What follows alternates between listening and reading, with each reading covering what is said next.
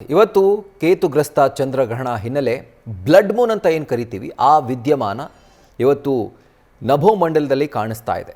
ಆದರೆ ಈ ಒಂದು ಸಂದರ್ಭದಲ್ಲಿ 99.9% ಅಂತ ಹೇಳೋ ಥರ ರಾಜ್ಯದ ಅಷ್ಟೂ ದೇವಸ್ಥಾನಗಳು ಬಂದಾಗುತ್ತೆ, ಎಕ್ಸೆಪ್ಟ್ ಒಂದು ಸುಕ್ಷೇತ್ರ ಮಾತ್ರ. ಸೊ ಅದನ್ನು ಹೊರತುಪಡಿಸಿ ಎಲ್ಲ ದೇವಸ್ಥಾನಗಳು ಬಂದಾಗ್ತಿದ್ದಾವೆ. ಆದರೆ ಬಂದ್ ಆಗದೇ ಇರುವಂಥ ದೇವಸ್ಥಾನ ಅಥವಾ ಕ್ಷೇತ್ರ ಯಾವುದು ಅಂತಂದರೆ ಅದೇ ಗುರು ರಾಘವೇಂದ್ರ ಸ್ವಾಮಿಯವರ ಮಂತ್ರಾಲಯ ಸುಕ್ಷೇತ್ರ. ರಾಯರ ದರ್ಶನಕ್ಕೆ ಭಕ್ತರಿಗೆ ಎಂದಿನಂತೆ ಅವಕಾಶ ಇರಲಿದೆ. ರಾಘವೇಂದ್ರ ಸ್ವಾಮಿಗಳ ದರ್ಶನಕ್ಕೆ ಯಾವ ನಿರ್ಬಂಧ ಕೂಡ ಇರೋದಿಲ್ಲ.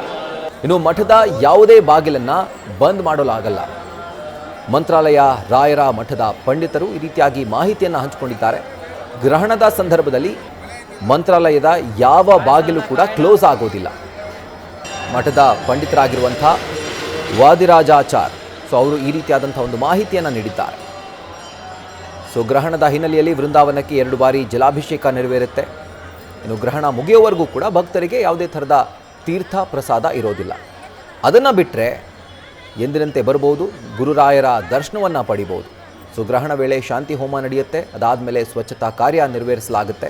ಇನ್ನು ರಾತ್ರಿ ಎಂದಿನಂತೆ ಪೂಜೆ ಆಗುತ್ತೆ. ತೀರ್ಥ ಪ್ರಸಾದ, ಉತ್ಸವ ಸೇವೆ ಎಲ್ಲವೂ ಕೂಡ ಎಂದಿನಂತೆ ಜರುಗುತ್ತೆ. ಶ್ರೀ ಗುರುಭ್ಯೋ ನಮಃ. ಹರಿ ಓಂ.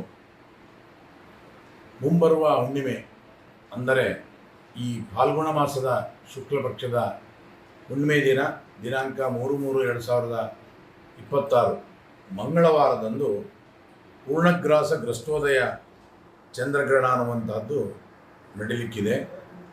ಆ ನಿಟ್ಟಿನಲ್ಲಿ ಸಾಮಾಜಿಕ ಜಾಲತಾಣಗಳಲ್ಲಿ ವಿಭಿನ್ನ ರೀತಿಯ ಹೇಳಿಕೆಗಳು ಬಂದ ಹಿನ್ನೆಲೆಯಲ್ಲಿ ನಮ್ಮ ಮಠದ ಕ್ರಮ ಏನು, ಯಾವ ರೀತಿ ಅನುಷ್ಠಾನ ಮಾಡಬೇಕು ಅಂತ ಅನೇಕರು ಜಿಜ್ಞಾಸೆಯನ್ನು ಮಾಡಿದ ಹಿನ್ನೆಲೆಯಲ್ಲಿ ಈ ಒಂದು ಮೂಲಕವಾಗಿ ಸ್ಪಷ್ಟೀಕರಣವನ್ನು ಕೊಡಲಿಕ್ಕೆ ನಾನು ಇಷ್ಟಪಡ್ತಾ ಇದ್ದೇನೆ. ಯದ್ಯಪಿ ಇದು ಗ್ರಸ್ತೋದಯ ಚಂದ್ರಗ್ರಹಣ ಅಂದರೆ ಚಂದ್ರ ಗ್ರಹಣವನ್ನು ಹಿಡ್ಕೊಂಡೇ ಹುಟ್ಟುತ್ತಾನೆ. ಆದ್ದರಿಂದ ಮಧ್ಯಾಹ್ನ 3:19 ಗ್ರಹಣ ಪ್ರಾರಂಭವಾಗ್ತದೆ. ಆದರೆ ಚಂದ್ರೋದಯವಾಗದೊತ್ತು ಗ್ರಹಣ ನೋಡಲಿಕ್ಕೆ ಸಿಗೋದಿಲ್ಲ. ಆ ಒಂದು ಕಾರಣದಿಂದ ಚಂದ್ರೋದಯದವರೆಗೂ ನಾವು ಕಾದು ಚಂದ್ರೋದಯದ ನಂತರ ಗ್ರಹಣದ ಅನುಷ್ಠಾನ ಅಂತಕ್ಕಂಥದ್ದನ್ನು ಮಾಡಬೇಕೇ ಹೊರತಾಗಿ ಮಧ್ಯಾಹ್ನ 3:19 ಹಿಡಿಯುತ್ತೆ ಅವಾಗಲಿಂದಲೇ ಸ್ನಾನ ಜಪ ತಪಗಳನ್ನು ಮಾಡಬೇಕು ಅಂತಕ್ಕಂಥದ್ದು ಶಾಸ್ತ್ರದಲ್ಲಿ ಹೇಳಿರ್ತಕ್ಕಂಥದ್ದಲ್ಲ. ಆ ಹಿನ್ನೆಲೆಯಲ್ಲಿ ಅಂದು ಸಂಜೆ ಚಂದ್ರೋದಯ 6:26 ಆಗುವ ಕಾರಣದಿಂದ ನಾವು ಆ ಸಂದರ್ಭದಲ್ಲಿ ಗ್ರಹಣದ ಅನುಷ್ಠಾನವನ್ನು ಮಾಡಬೇಕು. ಗ್ರಹಣದ ಕೊನೆ, ಗ್ರಹಣ ಸಮಾಪ್ತಿ ಯಾವಾಗ ಆಗ್ತದೆ, ಗ್ರಹಣದ ಮೋಕ್ಷ ಯಾವಾಗ ಆಗ್ತದೆ ಅಂತಂದರೆ ಸಂಜೆ 6:47 ಕೂಡ ಗ್ರಹಣ ಇರ್ತದೆ. ಅಂದರೆ ಒಟ್ಟಿಗೆ ಏನಾಯಿತು, 6:26 6:47 ಒಟ್ಟು 21 ನಿಮಿಷಗಳ ಕಾಲ ಗ್ರಹಣ ನಮಗೆ ಗೋಚರವಾಗ್ತದೆ, ಅನುಷ್ಠಾನಕ್ಕೂ ಇರ್ತದೆ. ಆದ್ದರಿಂದ ಸ್ನಾನದಾನಾದಿ ಸತ್ಕ್ರಿಯೆಗಳನ್ನು 21 ನಿಮಿಷಗಳಲ್ಲಿ ಎಷ್ಟು ಸಾಧ್ಯವೋ ಅಷ್ಟನ್ನು ಮಾಡುವುದರ ಮೂಲಕವಾಗಿ ನಾವು ಗ್ರಹಣದ ಅನುಷ್ಠಾನವನ್ನು ಮಾಡಬೇಕು.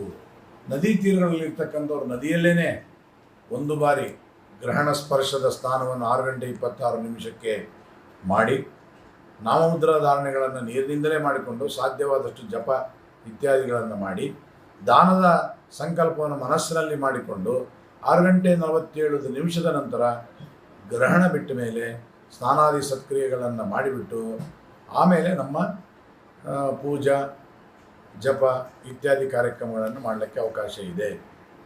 ಅಂದು ವಿಶೇಷವಾಗಿ ಬೆಳಗ್ಗೆ ಸೂರ್ಯೋದಯದಿಂದಲೇ ವೇದಾರಂಭ ಆಗೋಣದ್ರಿಂದ ಬೆಳಗ್ಗೆ ಸೂರ್ಯೋದಯದಿಂದಲೇ ಯಾವುದೇ ವಿಧವಾಗಿರ್ತಕ್ಕಂಥ ಆಹಾರವನ್ನು ತಗೊಳ್ಳೋಕ್ಕೆ ಅವಕಾಶ ಇಲ್ಲ ಅಂತಕ್ಕಂಥದ್ದನ್ನೆಲ್ಲರೂ ಕೂಡ ಗಮನಿಸಬೇಕು. ಆದರೆ ಬಾಲವೃದ್ಧ ಆತುರರು, ಬಸರಿ, ಬಾಣಂತಿ, ಚಿಕ್ಕ ಮಕ್ಕಳುಗಳು ಇಂಥವರಿಗೆ ಬೆಳಗ್ಗೆ 11:39 ಕೂಡ ಅಲ್ಪೋಪಹಾರಕ್ಕೆ ಅವಕಾಶವಿದೆ. ಅನಂತರದಲ್ಲಿ ತೆಗೆದುಕೊಳ್ಳಬಾರದು. ಉಳಿದವರೆಲ್ಲರೂ ಕೂಡ ಗ್ರಹಣ ಬಿಟ್ಟ ನಂತರ ಮತ್ತೆ ಹೊಸದಾದ ಜಲಹರಣ ಅಂದರೆ ನೀರನ್ನು ತುಂಬಿಕೊಂಡು ಅಡಿಗೆ ಮಾಡಿ ದೇವರ ನೈವೇದ್ಯ ಇತ್ಯಾದಿ ಸತ್ಕ್ರಿಯೆಗಳನ್ನು ಮಾಡಿ ಭೋಜನಾದಿಗಳನ್ನು ಮಾಡಬೇಕು ಅನ್ನತಕ್ಕಂಥದ್ದು ಶಾಸ್ತ್ರದಲ್ಲಿ ವಿಹಿತವಾಗಿದೆ. ಜೊತೆಗೆ ಶ್ರಾದ್ದಾದಿ ಕ್ರಿಯೆಗಳು ಯಾರ್ದಿರ್ತದೋ ಅಂಥವರು 6 ಗಂಟೆ 47 ನಿಮಿಷದ ನಂತರ ಗ್ರಹಣ ಬಿಟ್ಟು ಸ್ನಾನಾದಿ ಕ್ರಿಯೆಗಳನ್ನು ಮಾಡಿದ ಮೇಲೆ ನಾವು ಶ್ರಾದ್ದಾದಿ ಕರ್ಮಗಳನ್ನು ಮಾಡಬೇಕು ಅನ್ನತಕ್ಕಂಥದ್ದನ್ನು ಕೂಡ ಈ ಮೂಲಕವಾಗಿ ತಿಳಿಬೇಕು. ಮಠದ ಶಾಖಾ ಮಠಗಳು ಎಲ್ಲೆಲ್ಲಿರ್ತೋ ಅಲ್ಲೆಲ್ಲರಿಗೂ ಕೂಡ ಹಿಡಿದ ಒಂದು ಸ್ಥಾನ ಬಿಟ್ಟು ಒಂದು ಸ್ಥಾನವನ್ನು ರಾಯರ ಬೃಂದಾವನಗಳೇ ಪ್ರತಿಮಾ ಮೊದಲಾಗಿರ್ತಕ್ಕಂಥವುಗಳಿಗೆ ಅಭಿಷೇಕಾದಿಗಳನ್ನು ಮಾಡಿ ನಂತರದಲ್ಲಿ ಬಿಟ್ಟ ನಂತರದಲ್ಲಿ ಮತ್ತೊಮ್ಮೆ ಅಭಿಷೇಕಾದಿಗಳನ್ನು ಮಾಡಿ ಮುಂದೆ ಪಾಕಾದಿಗಳು ಸಿದ್ಧವಾದ ಮೇಲೆ ಅಡಿಗೆ ನೈವೇದ್ಯವನ್ನು ಮಾಡಿ ವೈಷ್ಣವವನ್ನು ಮಾಡಬೇಕೆ ಹೊರತಾಗಿ ಹಸ್ತೋದಕವನ್ನೇ ಮಾಡಬಾರ್ದು. ಫಲಸಮರ್ಪಣೆಯನ್ನು ಮಾಡಲಿಕ್ಕೆ ಅವಕಾಶವಿಲ್ಲ. ಬೃಂದಾವನಗಳಿಗೆ ಕೇವಲ ಗಂಧಾಕ್ಷತೆಯನ್ನು ಹಚ್ಚಿ ದೇವರ ಒಂದು ತುಳಸಿಯನ್ನೇ ಸಮರ್ಪಣೆ ಮಾಡಿ ಒಂದು ಮಂಗಳಾರತಿಯನ್ನು ಮಾಡಬೇಕು, 3 ಬಾರಿ ತೀರ್ಥ ಕೊಡಬೇಕೆ ಹೊರತಾಗಿ ಯಾವುದೇ ನೈವೇದ್ಯ ಫಲ ಸಮರ್ಪಣೆ ಪಂಚಾಮೃತ ಇಲ್ಲ ಎಂಬುದನ್ನು ಎಲ್ಲರೂ ಕೂಡ ಗಮನಿಸಬೇಕಾಗಿ ವಿನಂತಿ.